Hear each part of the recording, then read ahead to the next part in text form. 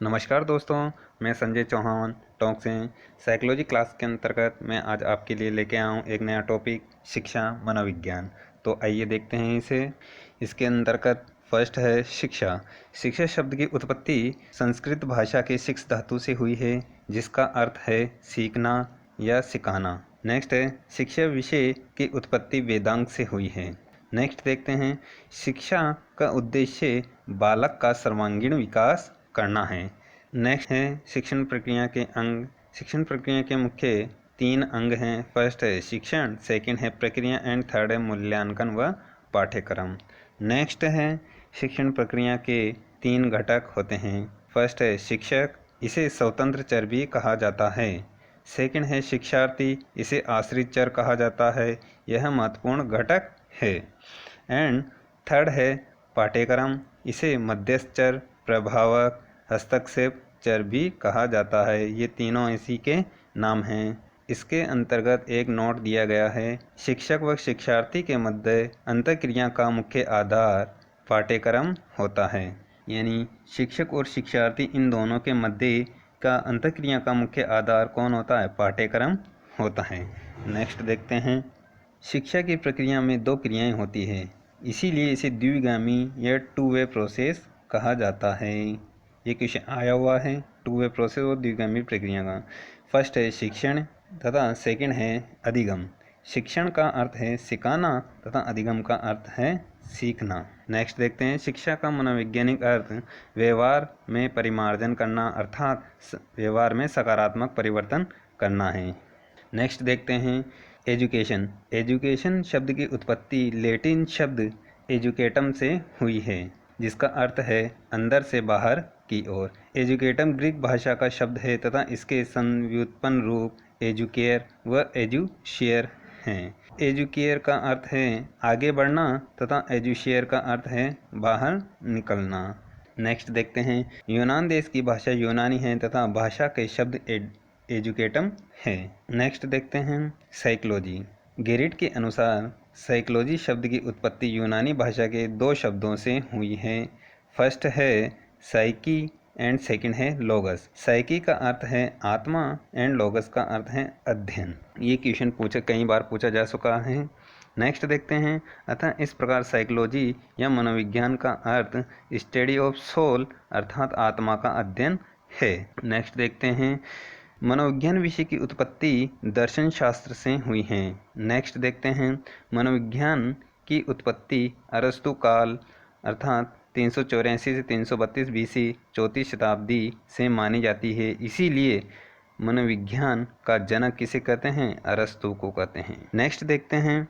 मनोविज्ञान को दर्शन शास्त्र से अलग 19वीं शताब्दी में विलियम जेम्स ने किया था तथा अलग स्वतंत्र विषय के रूप में स्थापित किया था। इसीलिए विलियम जेम्स को आधुनिक मनोविज्ञान का जनक कहा जाता है। ये क्वेश्चन भी आया हुआ है, आधुनिक मनोविज्ञान का जनक किसे कहते हैं? ठीक है। नेक्स्ट है। मनोविज्ञान की प्रथम प्रयोगशाला 1879 में लीप्जिग जर्मनी शहर में विलियम हुंट ने स्थापित की थी। इसीलिए इन्हें प्रायोगिक मनोविज्ञान के जनक कहा जाता है। नेक्स्ट है। थॉर्नडाइक को प्रथम शैक्षिक मनोवैज्ञानिक होने का गौरव प्राप्त है, अतः थॉर्नडाइक शिक्षा मनोविज्ञान के जनक माने जाते हैं। नेक्स्ट एक नोट दिया गया है, जिसे देखते हैं। मनोविज्ञान की शाखा के रूप में शिक्षा मनोविज्ञान की उत्पत्ति 1900 में हुई, लेकिन शिक्षा मनोविज्ञान स्पष्ट एवं निश्चित स्वरूप में 1920 में ग्रहण किया गया था। अर्थात शिक्षा मनोविज्ञान स्पष्ट रूप से अलग 1920 में ग्रहण किया गया था। इसी के अंतर्गत वॉटसन की कुछ महत्वपूर्ण 2 परिभाषाएं दी गई हैं। आइए इन्हें भी देखते हैं। फर्स्ट है तुम मुझे कोई भी बालक दो, मैं उसे कुछ भी बना सकता हूँ। ये किसकी परिभाषा है? वॉटसन की। एंड सेकंड है मनोविज्ञान व्यवहार का विज्ञान। ये दोनों की परिभाषाएं पूछी जा चुकी है, इसीलिए मैंने इसके अंतर्गत इंक्लूड करा है। नेक्स्ट देखते हैं।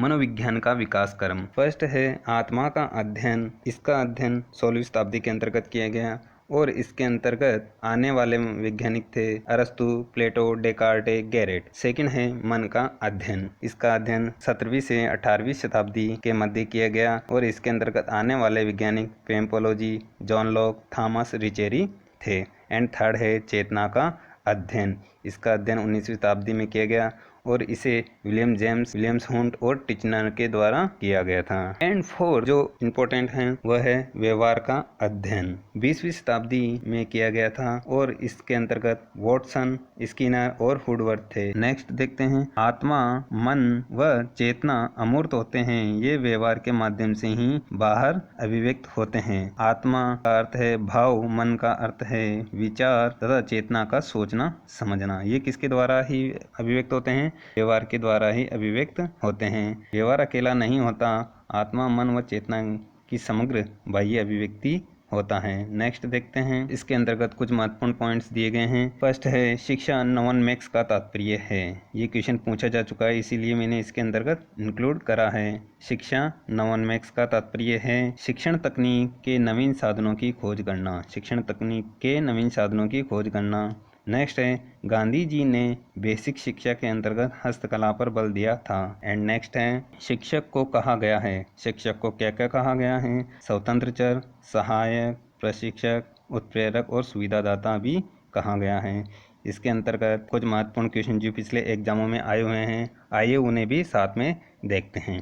फर्स्ट है लैटिन शब्द साइको का अर्थ होता है मन, व्यवहार, चेतना, आत्मा। साइको का अर्थ क्या है? आत्मा। ये क्वेश्चन कई बार रिपीट हो चुका है, जैसे सीटेट में 2nd ग्रेड में एंड आरपीएससी 3rd ग्रेड में। नेक्स्ट देखते हैं, बाल मनोविज्ञान का केंद्र बिंदु है अच्छा शिक्षक, बालक, शिक्षण प्रक्रिया, विद्यालय। इसके अंतर्गत क्या है? मनोविज्ञान का प्रमुख केंद्र बिंदु बालक। नेक्स्ट देखते हैं, बेसिक शिक्षा हेतु महात्मा गांधी जी ने किस पाठ्यक्रम पर बल दिया था? नृत्य कला केंद्रित, पुस्तक कला केंद्रित, हस्तकला केंद्रित एवं संगीत कला केंद्रित। गांधी जी ने किस पर बल दिया था? हस्तकला केंद्रित पर बल दिया था। मनोविज्ञान व्यवहार का विज्ञान है, यह कथन किसका है? वुडवर्थ का, जेम्स ड्रेवर का, वॉटसन का, स्किनर का। यह कथन किसका है? वॉटसन का।